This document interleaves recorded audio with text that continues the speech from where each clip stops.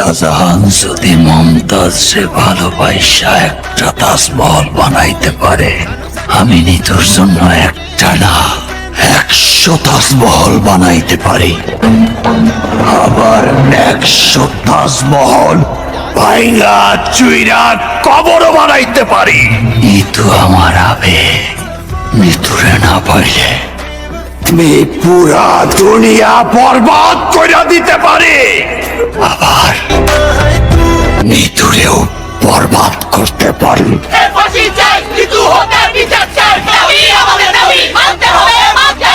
আপনারা সবাই জানেন এই আন্দোলন ও উত্তেজনার কারণ সেই নিতু হত্যাকাণ্ডের মামলার শুনানি আজ। বরাবরের মতো এবারও কি ধামাচাপা পড়বে?